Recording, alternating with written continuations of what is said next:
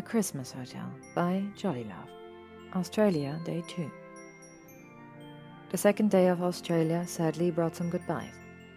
Raphael had to go back to Germany, and William too had to go back to his work in Austria. Helmut and Walter seemed very sad that their family member was leaving, and Daniela and Margarete were trying to yell at Raphael to stay with them here.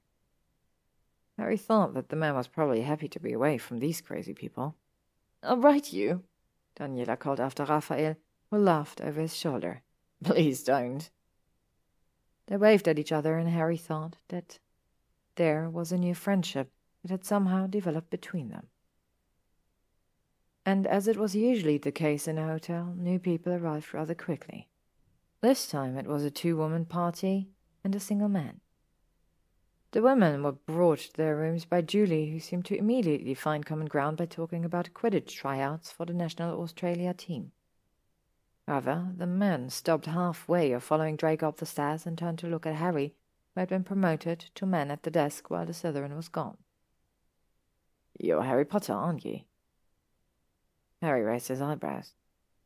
What did this man want, and how did his name travel to Australia? "Last I've checked." The man smirked. "You're funny."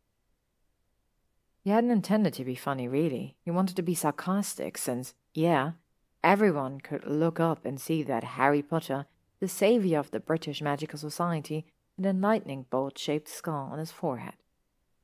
And he also didn't hide it anymore, like he did when he was a child. It was his history, and he was, in a strange way, proud of who he was. He had survived the hellish years of this childhood. That needed to be celebrated.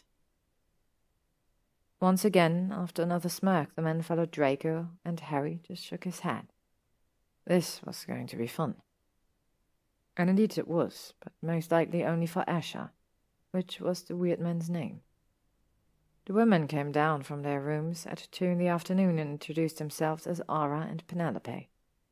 "Don't call me Peeps. I don't like the name Penelope." "Finally someone who understands," Jacques said and grinned at her. "My parents probably thought that with a name like Jacques I would be part of a group, but I've hated it forever."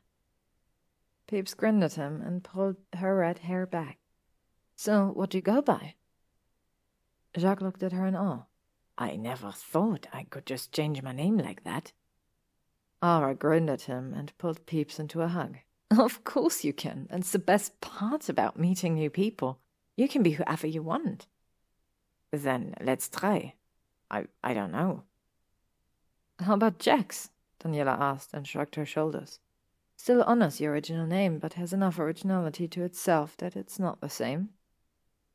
Jacques hummed thoughtfully. "We can try." "It's not set in stone," Peeps said with a grin. "We can always change it and find the best suitable name for you. There's no rush to it." "I like Jax," Walter said with a beaming smile that had most everyone laughing in the activities room.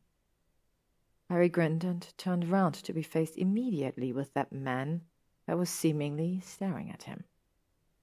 "You're real." Stepping back, Harry narrowed his eyes. "Yes. Goodbye now." He walked around the man, but before he could flee the area, Asher grabbed his arm and held him tightly. "I want an autograph." "I'm on holiday," Harry stated and tried to pull his arm away, but the pressure just got more. Before he could do anything else, Margarete showed up next to him.